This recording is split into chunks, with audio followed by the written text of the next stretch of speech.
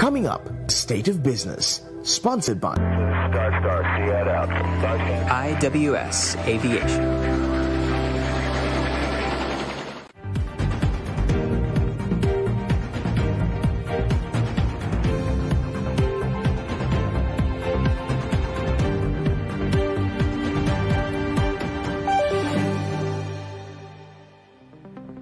Hello there, you're watching our television. This is State of Business.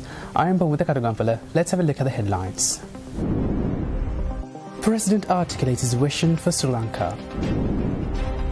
Cabinet greenlights divestiture of state-owned enterprises.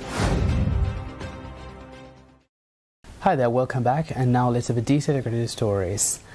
President Ranil Wickremesinghe articulated his vision for Sri Lanka and ongoing efforts to bring stability followed by socio-economic growth. Now, President Wickremesinghe expressed these views during an interview organised by Harvard University over Zoom. To tackle the unresolved issues regarding national reconciliation, the expeditious tracing of Tamils missing in action, this is an urgent measure. The issue of Tamil prisoners who were involved in terrorist activities, the release regarding them, operationalizing the National Lands Commission under the Constitution, return of the lands in the north and east. Legislation is being prepared for a Truth and Reconciliation Commission alongside a new law to replace the existing Prevention of Terrorism Act. The restructuring and the region of Sri Lanka's economy over the next 25 years is expected to bring about a high growth trajectory in the medium term and to meet the following long-term goals. High economic growth of 7 to 8%. This is possible. We had it once for a short period. Increase international trade by more than 100% of the GDP. Annual growth of US $3 billion from new exports going up to the next 10 years. And also for the next 10 years, annually attracting $3 billion of investment. An internationally competitive workforce with market responsive skills coming about in the next 10 years, which will also require changes in our vocational and university education. And we will build on our natural advantages. Firstly, the modernization of agriculture and the fisheries sector. Then to make Sri Lanka a regional logistics center. We will build up diversity in tourism. President Ranil Wickremesinghe said that Sri Lanka's access to the growing Indian African markets should not be disrupted by any big power rivalry or conflict. He expressed his willingness to enter into an agreement with the largest trade group in Asia, the Regional Comprehensive Economic Partnership, during the interview organised by Harvard University. Sri Lanka needs trade integration with many of its neighbouring countries. Firstly, we will upgrade the free trade agreement with India to an economic cooperation and technical agreement. This is essential. India is going to be the next growth center and it will trigger off growth in South Asia. We are just 22 miles away and we have to work especially to ensure that the synergies of Sri Lanka and Tamil Nadu are brought together. Secondly, we'd like to come to an agreement with the RCEP, the Regional Comprehensive Economic Partnership, the Asia's largest trade bloc, because that will bring us to make the largest trade bloc in the world. And finally, as we go along, we would also like to join the comprehensive, progressive trade agreement. With this, Sri Lanka will be integrated with the three largest trade blocs, India, RCEP, and the CPTPP. This exercise will also determine the level of competitiveness and thereby provide the vital push for growth. Sri Lanka's access to the growing Asian markets as well as the opening of African markets cannot be disrupted and should not be disrupted by big power rivalry or conflict.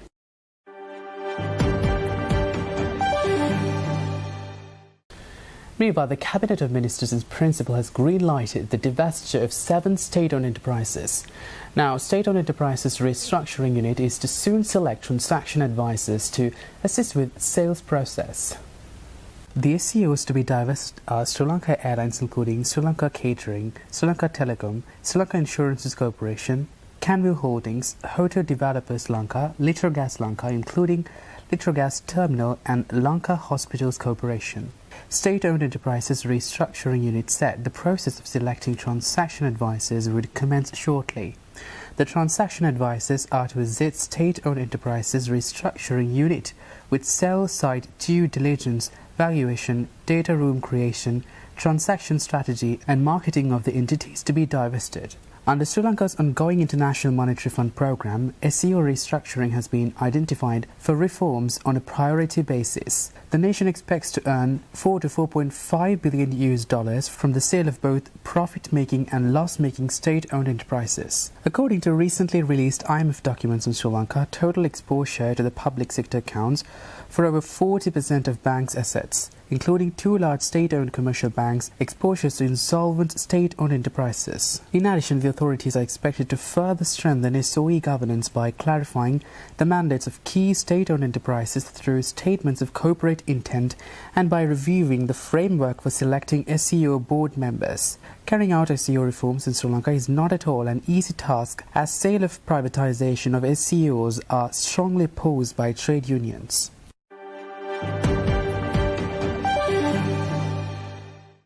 Stay tuned for more stories after this short commercial break.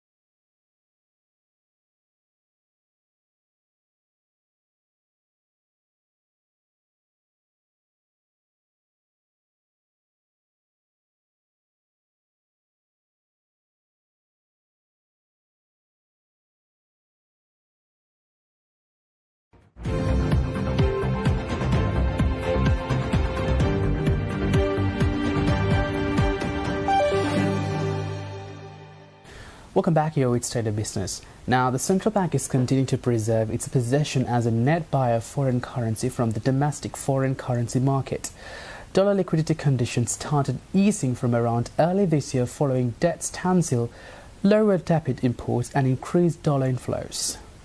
The central bank in February bought $287 million in foreign currency and sold $33.4 million, remaining a net purchase of foreign currency so far this year. In January too, the central bank bought $348.8 million and sold $137.6 million. In the first week itself, since the rule was relaxed from 25% to 10%, the central bank had bought $308 million, the most for any 5-day period. Central Bank Economic Research Director Dr. P.K.G. Harishchandra said the central bank had bought about $1 billion of foreign currency from the market. He told the rupee appreciation began with the relaxation of the surrender rule, and if they didn't buy the dollars, the rupee would have appreciated even more. The statement approving Sri Lanka's extended fund facility by the International Monetary Fund this week said the central bank aims to buy up to $1.4 billion from the market and rebuild external reserves to $4.4 billion by the end of the year. By the end of February, Sri Lanka had external reserves of $2.2 billion. Sri Lanka is expected to get a 10-year time horizon to settle its bilateral creditors as part of the debt assurances the country received during the last couple of months. This provides Sri Lanka a once-in-a-lifetime opportunity to rebuild its external reserves to well beyond $10 billion by the end of next year. The President's office said up to $7 billion worth of foreign assistance could follow the IMF board approval for the EFF this month.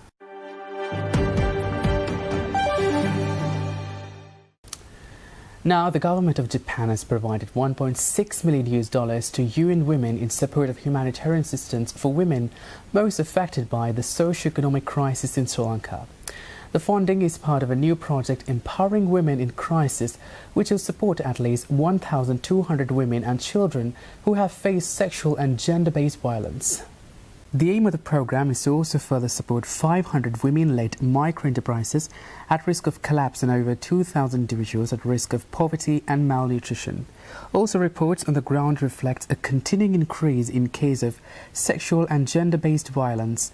The ongoing crisis and economic instability have hindered access to state services such as safe houses and shelters, resulting in devastating implications for women and girls. Through this project, UN Women will provide safe houses with continued access to commodities, including food and other essential items.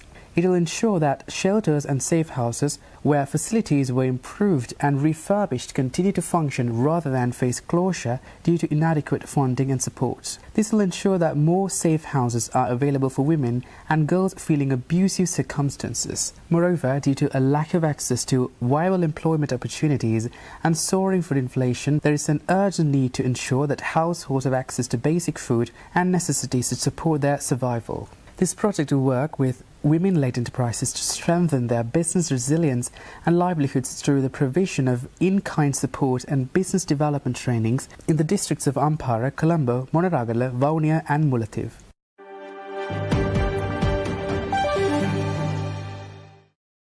Meanwhile, Cabinet recently approved the proposal to present draft table betting and gaming levy amendment bill in Parliament. Now, the proposal in this regard was presented by President Ranil Wickremesinghe. In order to regulate the casino industry and plug tax loopholes, the Cabinet note has been granted for the betting and gaming levy amendment bill to be tabled in Parliament for approval. President Wickremesinghe first secured clearance from the Attorney General in his capacity as the Minister of Finance, Economic Stabilisation and National Policies. The approval of the Cabinet of Ministers was sought to publish the draft betting and gaming levy amendment bill in the Government Gazette notification, and thereafter it will be submitted to the Parliament for approval. The Casino Business Regulation Act No. 17 of 2010 and the Betting and Gaming Levy Act No. 40 of 1988 have laid down the provisions to regulate the casino industry in Sri Lanka. By law, licenses should be issued for the operation of casinos in Sri Lanka under the Casino Business Regulation Act No. 17 of 2010.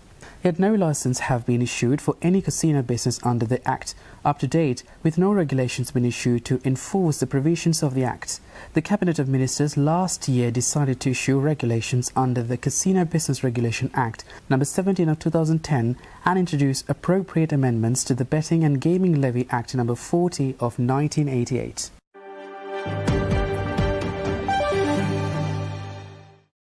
Stay tuned, we'll be right back with the stock update.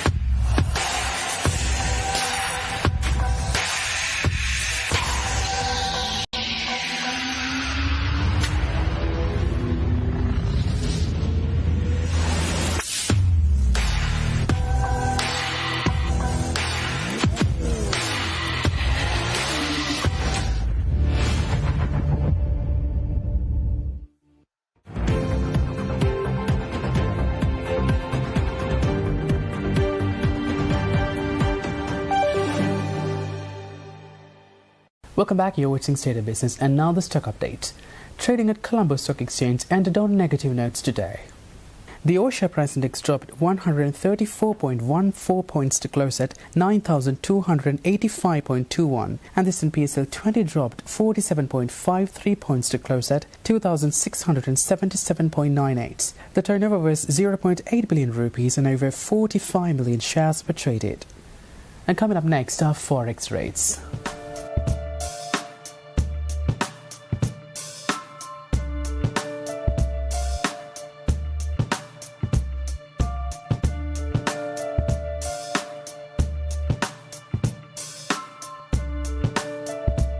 Well, that's a wrap from today's edition of State of Business. For this and more, subscribe to our channel on YouTube and follow us on Facebook. Thanks for watching. Bye-bye.